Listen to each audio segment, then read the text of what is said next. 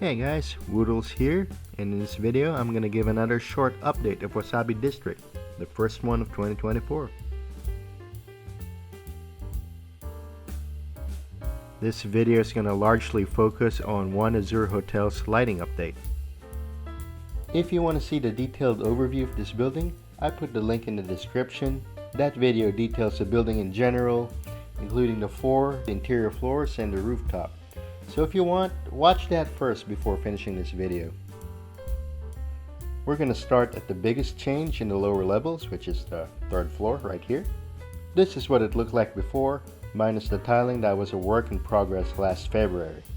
As you can see, it was very much empty, but now it's one of the most detailed floors. It's basically an indoor pool room with a bathroom. This swimming pool is the biggest pool that I have ever built so far. It's also the first non-rectangular one that I built. Just as a side note, the biggest swimming pool prior to this was on the Magnolias. I've yet to do a video on this building, just FYI. The pool also has a nice bay window view of the intersection down below where this building would be. I did not go for an infinity pool style here, where it's flush with the floor. Instead I have a small riser here, which allows me to do the curved shapes.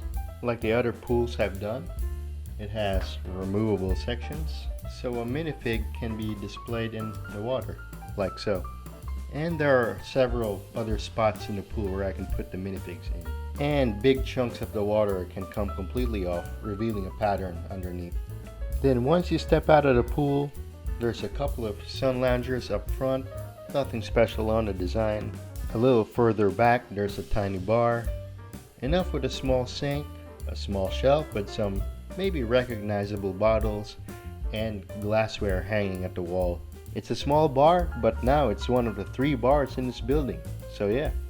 The background wall has some foliage pieces attached to snot pieces, nothing too strange. These lamps have the LED lights, and there's a couple of black tubes here and here. These tubes aren't just for show. The wires for the LED lights are actually going through these, and they go all the way back to the battery pack housed in here. We'll talk about that one later. And in this little corner there's a full bathroom. It includes a sink, a toilet, and of course a shower to wash off after spending time in the pool. The design of this bathroom is not particularly new standard, but it is nice to have one right next to the pool. Rounding out the rest of the details in this floor, we have a hallway with tiled checkered floors and a small table with a couple chairs. I guess just one more spot for the minifigs to hang out. We're back to the battery pack. This is going to light up the first 4 floors of the building. There's an easy access to the power switch over here. I replaced one of the 1x2 clear brick pieces like this with a combination of a panel and a small window. I can turn on the switch. It's kind of hard to see, but you can see there are 2 LED lights here. There you go. And then there's a wireless connector here that goes up to the 4th floor. The second half of the wireless connector is over here underneath the 4th floor, and I'm gonna put it like so.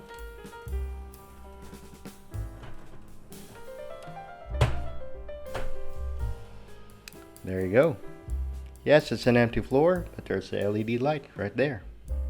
Underneath the 3rd floor there are some lights here and here. This will light up the interior of the 2nd floor, and then another wireless connector here. This will power up the exterior of the 2nd floor and the interior of the 1st floor. We're looking again at the 2nd floor, which is a restaurant and a kitchen. If you watch the original One Azure video, you will see nothing much had changed. One thing I did is that this storage shelf went from 4 studs wide to 3 studs, just so I can make room to route the wires. This is another half of the wireless connector, and the wires go down here at this little hole. Underneath you see several connections here. You have one wire that goes straight to this LED, which will completely illuminate the ground level interior, and then these 2 wires which lead to the spotlights outside here and here. The lights will illuminate the curved facade, which makes for a really neat looking effect. So I'm going to put the first 4 floors together. And here are the first 4 floors with the lights. And in the dark. The LED strip lights on the first, second, and fourth floor really do a good job of just filling the big rooms with light. I think the standout feature is the uplighting here, where I actually used a cool white LED instead of a warmer white. I think it stands out among my other buildings just because I've never done spotlighting like this before. I can do some minor adjustments to the lighting. But yeah, I think I'll do something like this on my next lighting project. The third floor lights are also in cool white, which does a really good job of illuminating the pool and giving it a good view from the outside. So that's the first 4 floors with the lights. Then we'll go all the way to the top for the next detail. And here we are at the rooftop. Of course this is going to be lit up. So in this section I'm going to start with the top module over here. I put the battery pack underneath the tower, which should light up the crown. So this rooftop detail would have had its 3rd iteration of the design. This is what it looked like before, and this is what it looked like before that. I have 4 LED strips here, here, here, and here. They're all connected in a series. And in parallel I have 2 wires going through the tower all the way to up here. I didn't have red LED bit lights at the time, so I just used more cool white LEDs capped with clear red pieces. Simple enough. One thing that I did change, and maybe a bit of a downgrade, I don't know, is that this roof module went from a 45-degree position to just being straight up. The main reason is to have a wireless connector here, which of course connects to the bottom of this roof module, and that this black pillar houses the wires that go underneath this roof to light up the bottom floor. And I just didn't want to position this in a 45-degree angle. It's not a technical challenge or anything to do it that way. I just preferred it to be square at the back right here. So there you go. Oh yeah, and I wouldn't call it a full interior detailing, but I did put new tiles and railings around the stairs. This is basically an extension of the observatory.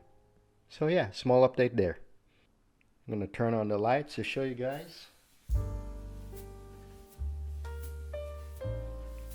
And turned off the lights, and there you go.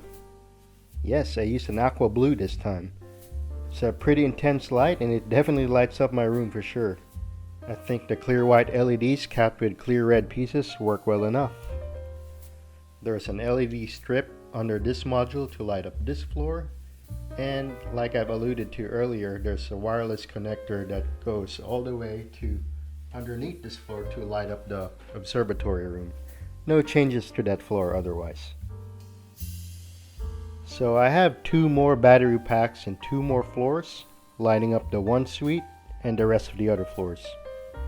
This one's the 15th floor, and underneath it has several LED bits. Those lights will light up the 3 big rooms in the 14th floor suite directly below it, which is the living room, bedroom, and the bathroom.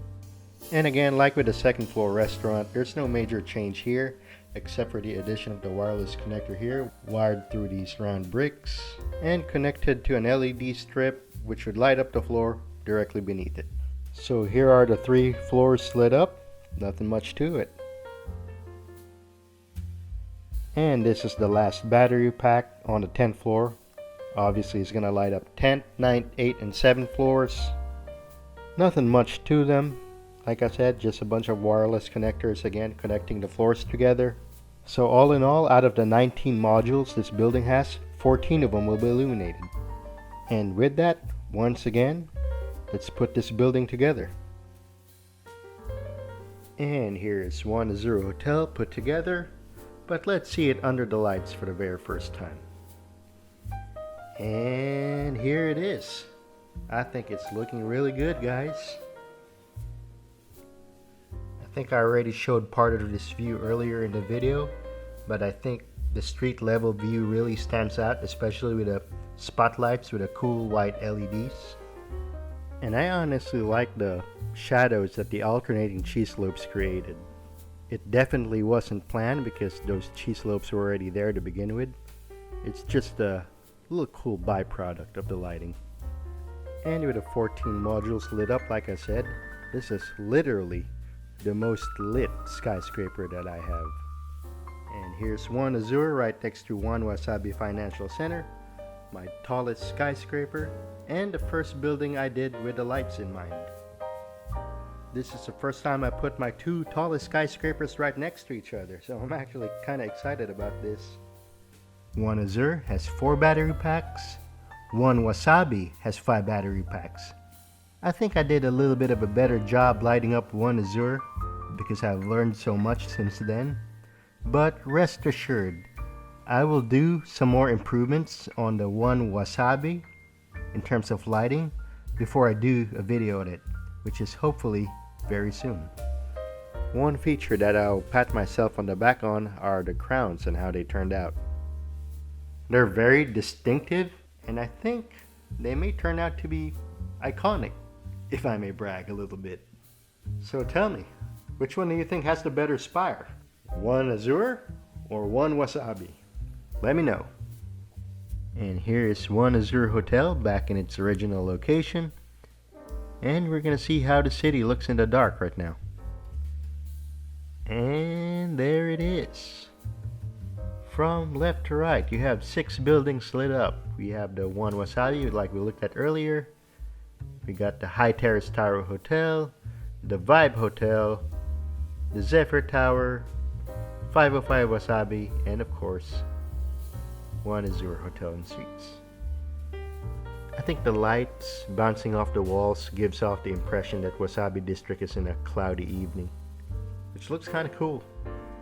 The blue lights from my 2 tallest skyscrapers definitely dominate though. Like I mentioned earlier, One Wasabi is due for one more round of lighting modifications. But other than that, I'm glad I'm pretty much done with lighting the back row skyscrapers, as you can see here. My 2 office skyscrapers are also next on the list for lighting projects. I think lighting up the corporate plaza will be a straightforward job, easy enough. As I think corporate spire will be a little bit more complex. This one has a very recognizable silhouette during the day, and I want to make sure during the night shots like this that it's still recognizable with the lights. So yeah, this will be a tough one. And last but not the least, my low-rise apartments will also get lights. Again, hopefully I can do that in the future, so stay tuned. And that's it for the updates. What do you guys think?